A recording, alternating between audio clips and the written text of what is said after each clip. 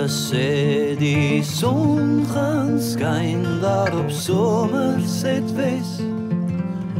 Vat my net, lief, hoor jy hoe die honde blaf vir die dood van die nag, die dood van die nag. 'n Klein lewe is die fascinerende verhaal van 'n vrou wat in die laat 50er jare in Suid-Afrika gebore is.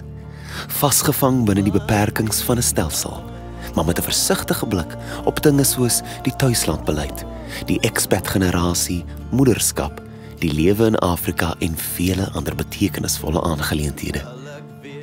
Vir al die mense in hierdie land wie se stories nooit gehoor sal word nie. 'n Klein lewe deur Wilna Adriaanse. Kyk ook uit vir Skoenlapper deur Irma Venter. Lekker lees met vars gedruk.